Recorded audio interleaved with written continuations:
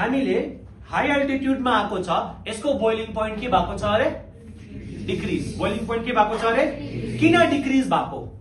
किन डिक्रिज भएको? प्रेसरबाट एक्सप्लेन गरे पनि because pressure is decreasing. Done, that is done. Okay, now यसको बोइलिङ पोइन्ट डिक्रिज भयो मतलब यो छिटो बोइल हुन्छ, लो टेम्परेचरमा बोइल हुन्छ, लो टेम्परेचरमा बोइल हुन्छ हैन बनी? बोइलिङ पोइन्ट डिक्रिज हुनुको मतलब के हो? It will boil at lower temperature. It will boil at lower temperature. So lower temperature पहिला हामीले अटेन गर्छ कि हायर टेम्परेचर पहिला अटेन गर्छ? Lower temperature. सो अगर मैले यो पानीलाई यहाँ बोइल गरे पनि यो छिटो भेपराइज हुँदैन, तर सिलिगुडीमा लग्यो भने यसलाई बोइल हुनु टाइम लाग्छ कि लाग्दैन? सराउन्डिङको टेम्परेचरलाई छोडिदियो, जस्ट यो वाटरको कुरा गरेको मैले, ठिकै छ? यो वाटरलाई हिल्समा हामीले हाई एल्टिट्युडमा प्रेसर डिक्रिज भयो, प्रेसर डिक्रिज भएको कारणले गर्दा बोइलिङ पोइन्ट डिक्रिज भयो। यसलाई बोइल गर्नु, यसलाई भेपर बनाउनु छिटो हुन्छ नि, बिकज यसको बोइलिङ पोइन्ट चाहिँ डिक्रिज भएको छ। यसको बोइलिङ पोइन्ट चाहिँ के भएको छ? डिक्रिज। यो बोइलिङ छिटो हुन्छ, यो बोइलिङ कुरा बुझ्दैछ? ठिकै छ? So boiling point of water in hills will decrease और इंक्रीज? आवाज आएन जोडले? डिक्रिज। डिक्रिज हुन्छ। वाटर छिटो बोइल हुन्छ कि ढिलो बोइल हुन्छ? छिटो। ओके, अब सपोज मेरोमा यहाँ प्रेसर कुकर छ, के छ?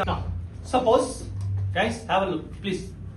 सपोज यो एउटा भाँडा अरे, जस्ट अस्युम गर यो के एउटा भाँडा, यसलाई कप नसोच, यसलाई भाँडा सोच, ठिकै छ? यसमा हामी भात पकाउने, यसमा हामी के पकाउने अरे? भात, ठिकै छ? सो फर्स्ट म भात पकाउँदा त के हाल्ने? यहाँ पानी हालिलु। नेक्स्ट चामल हाल्ने, के हाल्ने अरे? चामल हाल्ने हो, ठिकै छ? जति हामीले सिलिगुडीमा पानी हाल्थ्यौ त्यति नै पानी हाल्यो र चामल हाल्यो, त्यति नै चामल त्यति नै पानी हाल्यो। एन्ड यसलाई चाहिँ हामीले स्टोभमा राख्यो, यसलाई स्टोभमा के गर्यो अरे? राख्यो। नाउ जुन चाहिँ हामीले चामल हालेको छ दैट चामल शुड गेट बोइल। भात पाक्नु भनेको, भात बनिनु भनेको the rice should get boil, ठीक हैन? सो के हुन्छ भन्दा चाहिँ सेम अमाउन्ट अफ पानी हालेको थियो, त्यहाँ चाहिँ बोइलिङ पोइन्ट, सिलिगुडीमा बोइलिङ पोइन्ट अफ वाटर बेसी थियो, गान्तोकमा बोइलिङ पोइन्ट अफ वाटर के छ? कम्ती छ। अब चाहिँ के हुन्छ? जब हामी यसमा आगो बाल्छ, जब हामीले स्टोभमा राख्छ या फिर सपोज हामीले बर्नरमा राख्यो, ठिकै छ? आगोमा राखेपछि चाहिँ the water will starts to boil, the water will starts to boil. कुरा बुझ्दैछ? तर because of the low boiling point of water in hills, because of the low boiling point of water in hills, the water will get vaporized easily. छिटो भेपराइज भयो कि भएन? छिटो भेपराइज भयो मतलब यहाँबाट पानी सकियो कि सकेन? भात त काँचै भयो नि, भात के भयो? सो हिल्समा चाहिँ भाँडामा भात पकायो भने चाहिँ फर्स्ट थिङ भात काँचो हुन्छ, चामल काँचै हुन्छ, मजाले पाक्दैन, वेल कुक हुँदैन।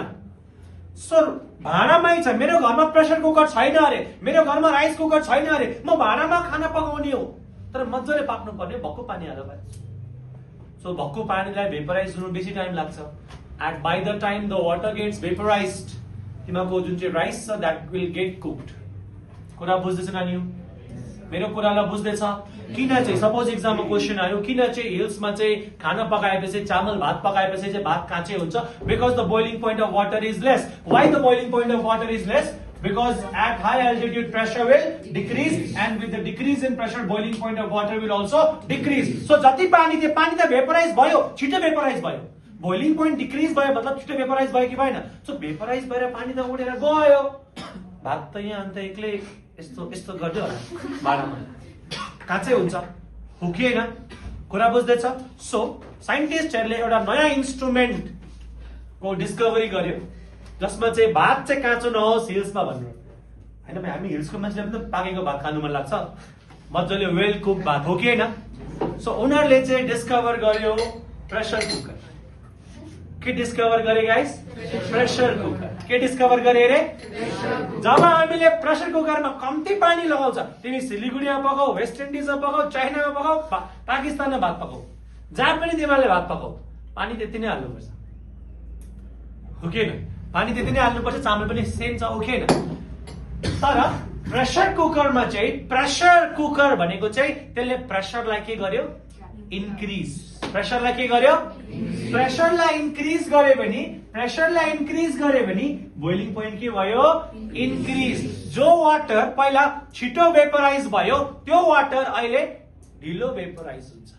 के हुन्छ ढिलो भेपोराइज हुन्छ ठिकै छ ढिलो भेपोराइज हुन्छ मतलब the boiling point of water is increasing and boiling point increase भयो भने चाहिँ बोइलिङ पोइन्ट इन्क्रिज भयो भने चाहिँ त्यो राइस चाहिँ वेल कुक्ड हुन्छ राइस चाहिँ के हुन्छ वेल कुक्ड सपोज भाँडा छ भाँडामा the boiling point of water is 70 degree Celsius the rice is being boiled at 70 degree Celsius तर प्रेसर कुकरमा the rice is being boiled at 140 for example 140 degree Celsius कुन चाहिँमा बेसी टेम्परेचर पायो pressure कुकरमा कति टेम्परेचर पायो सो छिटो मजाले कुक भयो कि भएन वेल कुक पनि भयो छिटो कुक पनि भयो कतिले सोच्छ नि किन सर छिटो कुक भएको अरे भाइ boiling point of water increase भएको छ भाँडामा चाहिँ सपोज भाँडामा चाहिँ यहाँ हिल्समा कुरा गरे भने 70 डिग्री सेल्सियसमा भात पाक्दैछ प्रेसर कुकरमा चाहिँ 150 डिग्री सेल्सियसमा भात पाक्दैछ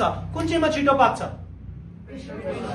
कुन चाहिँ मजाले पाक्छ त्यसले गर्दा चाहिँ भाँडामा चाहिँ पकायो भने चाहिँ अलिकति चामल अनकुक्ड हुन्छ टाइम बेसी लाग्छ ठिकै छ एन्ड मजाले कुक गर्नु पर्यो भने लट्स अफ वाटर एड गर्नुपर्छ लट्स अफ वाटरलाई बोइल गर्नु लागि लट्स अफ टाइम चाहिन्छ एन्ड लट्स अफ टाइम लागि चाहिँ लट्स अफ एलपिजी चाहिन्छ जो अहिले पुरा कम्ती छ हाम्रोमा so I request everyone to use pressure cooker अन्त एकदमै ग्यास एलपिजी छैन भने चाहिँ युज राइस कुकर ठिकै छ so that is the funda of this boiling point am I clear with that so यो तिमीहरूले एकपल्ट कपी गरेपछि I will give you the notes now ल